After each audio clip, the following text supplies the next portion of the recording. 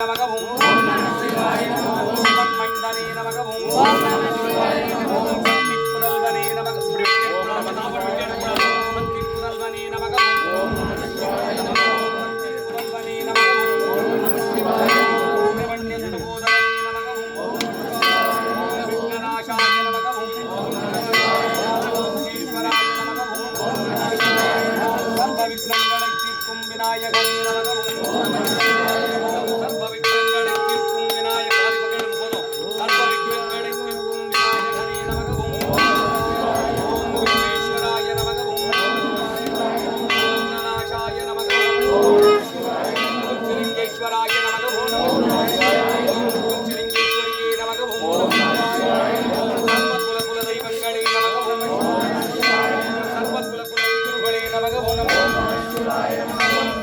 குலதெய்வங்களே நமகவும் ஓம் நம சிவாய நமகவும் காத்திடும் குலதெய்வங்களே நமகவும் ஓம் நம சிவாய நமகவும் காத்திடும் குலதெய்வங்களே நமகவும் ஓம் நம சிவாய சர்வ குலதெய்வங்களே நமகவும் ஓம் நம சிவாய நமகவும் குலதெய்வங்களே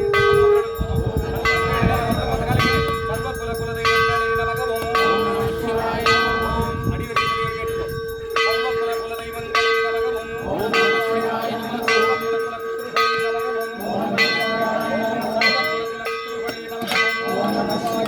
பரமேஸ்வராய நமகவும் நமகவும் ஆதிசங்கராய நமகவும் மூலசங்கரனே நமகவும் குலசேகராய நம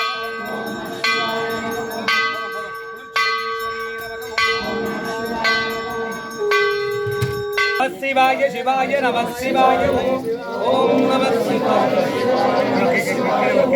ஓம் நம சிவாய சிவாய நம சிவாய ஓம் நம சிவாய சிவாய நம சிவாய ஓம் நம சிவாய சிவாய நம சிவாய ஓம் நம சிவாய சிவாய நம சிவாய ஓம் நம சிவாய சிவாய நம சிவாய நம சிவாய ஓம் நம சிவாய சிவாய நம சிவாய ஓம் நம சிவாய சிவாய நம சிவாய ஓம் நம சிவாய சிவாய நம சிவாய ஓம் நம சிவாய சிவாய நமக்கு ஒரு நாளும் பசித்ததில்லை, அவன் ஓர்வேளையும் புசித்ததில்லை. இது சாமிக்கு நைவேத்தியம் தான், குலபித்தர்களுக்கு, குலதெய்வத்துக்கு குலபித்தர்களுக்கு நைவேத்தியம். ஆனால் இறைவனுக்கு இந்த கதை நல்ல காதல் வாங்கிக்கோங்க. இறைவனுக்கு ஒரு நாளும் பசித்ததில்லை, அவன் ஓர்வேளையும் புசித்ததில்லை. இறைவனுக்கு பசி எடுக்காது, மனுஷனுக்கு தான் பசி. அந்த பசிக்காக இந்த உணவு, இந்த உணவு தயாரிக்க நல்லா வாழ்றதுக்காக இந்த நைவேத்தியம் சாமிக்கு போட்டு திரியும் பற்றாத உணவுக்காக இறைவனை கேட்கிறோம் நம்ம. அதனால் இதை விதைத்தவன் நலமோடு வாழ விவசாயி. இதை விதைத்தவன் யார்? விவசாயி. இதை விதைத்தவன் விவசாயி. அவன் நலமோடு வாழ, அவன் குடும்பம் நலமோடு வாழ, அவன் குலத்தார்னா புரியணும். அந்த விவசாயம் பண்ணுற குலம், விவசாயம் பண்ணுறவங்க குலம்னா வேற மாதிரி எடுத்துடாதீங்க. அது அவன் இல்லைன்னா எதுவுமே இல்லை. அதனால அந்த விவசாயம் பண்ணுற அந்த குடும்பங்கள் நலம் பெற்று வாழ்ந்திட, விவசாயி விதைத்த விதையெல்லாம் முளைத்திட, மானாவரி பயிர்கள் எல்லாம் மளமளவென்று வளர்ந்திட, விளையாத நிலங்கள் எல்லாம் விளைச்சல் பெருக, வற்றாத உணவிற்காக அருள்வாய் இறைவா. விவசாயி நலம் பெற்று வாழ்ந்திட, அவன் மக்கள் விவசாயம் பயில. இப்போ விவசாயம் பயில்றதே இல்லை, மறந்துட்டாங்க. எப்படி சாப்பிட போறீங்க? இதெல்லாம் வரும் பிறவியில், வரும் காலத்தில், பிறவிகளாக போயிடலாம். வரும் காலத்தில் உங்கள் முப்பாட்டினார் காலத்துலலாம் நல்லா சாப்பிட்டு அனுபவிச்சுட்டாங்க. நம்ம காலத்தில் இது மாதிரி வந்துட்டு இருக்கு. இப்போடு ஒன்று பார்த்துட்டு கண்ணில் நம்ம குழந்தைங்க பேர பிள்ளைங்களுக்கெல்லாம் எப்படி கிடைக்க போகுது? விவசாயம் அழிஞ்சிட்டா எப்படி பார்க்க போகிறது எல்லாம்? அதனால் விவசாயிக்கு தோளோடு தோல் நின்று நீங்கள்லாம் இருந்தால் தான் இந்த சாப்பாடு கடைசி வரைக்கும் உங்களுக்கு கிடைக்கும். விவசாயம் மறந்துட்டா எதுவுமே கிடைக்காது. இது வரைக்கும் நீங்கள் வாழ்ந்துட்டு போயிடலாம். உங்கள் பேர பிள்ளைங்களுக்கு மண் சாப்பிடுவாங்க, மண் மாத்திரை சாப்பிடுவாங்க. இதுதான் காலமாக மாறும். அதனால் இது சாமிக்காக இல்லை. பகுத்தறிவு பேசுகிறோம், சொல்லுவோம் சாமி சாப்பிடுதான்ட்டு. எந்த காலத்துலையும் சாமி சாப்பிடாது.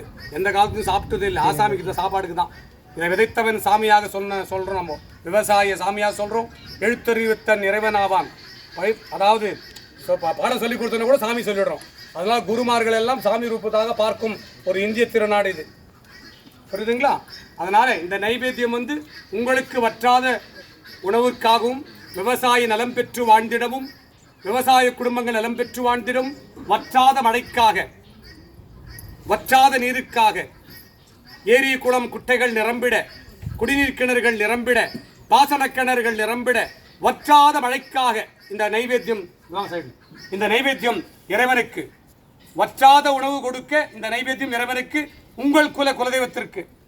இந்து தர்மத்தில் லட்ச சாமிங்கெல்லாம் இல்லை, ஒரு சாமிக்கு லட்ச பேர். உங்களுக்கு அது சொல்ல தெரியலையே. இந்து தர்மத்தில் லட்ச சாமி இல்லை, ஒரு சாமிக்கு லட்ச பேர் வச்சு கும்பிடுறோம். அது உங்களுக்கு புரியணும். ஒருத்தர் ஒரு பேர் வச்சுட்டான், ஒரு குலதெய்வமாக கும்பிட்டுட்டான். ஒரே சாமிக்கு லட்ச பேர் கொண்டு தான் இந்து தர்மம். லட்ச சாமிக்கு இல்லை நம்ம தர்மத்தில். அது உங்களுக்கு எல்லாருக்கும் புரியணும். லட்ச சாமி இல்லை நம்ம தர்மத்தில், ஒரு சாமிக்கு லட்ச பேர் வச்சு இன்னைக்கும் குழம்பாம வாழ்கிறோம். அதுதான். அப்போ குலப்பித்திருகளை கூட இறந்தவர்களை கூட இறைவனாக பார்க்கும் மதம் நம் மதம். அப்புறம் எவ்வளோ பெரிய மதம் இது. இங்கே இந்து தர்மம்ன்றது எவ்வளோ பெருசு.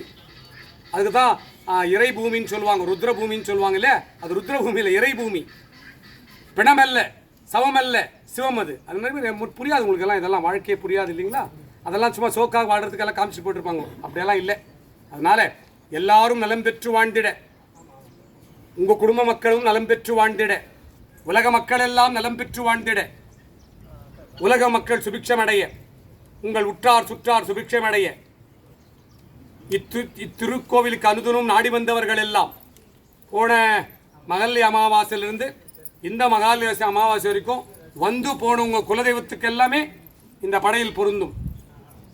அதே மாதிரி குலப்பித்தர்களும் இந்த படையில் பொருந்தும். அவங்க மறந்துட்டு இருப்பாங்க, திருக்கோயிலை மறந்துட்டு இருப்பாங்க. இந்த திருக்கோயில் இந்த இறைவன் யாருமே மறக்காமல் அவனோட வழி வழியாக நடக்கிற காரியத்தை பண்ணுவான்.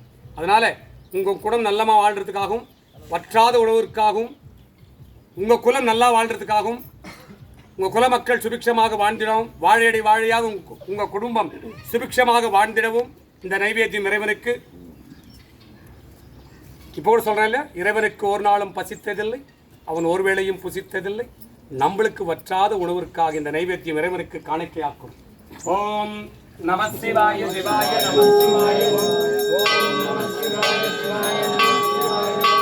ஓம் நம சிவாய சிவாய நம சிவாய. ஓம் நம சிவாய சிவாய நம சிவாய. ஓம் நம சிவாய சிவாய நம சிவாய. ஓம் நம சிவாய சிவாய நம சிவாய. ஓம் நம சிவாய சிவாய நம சிவாய. ஓம் நம சிவாய சிவாய நம சிவாய.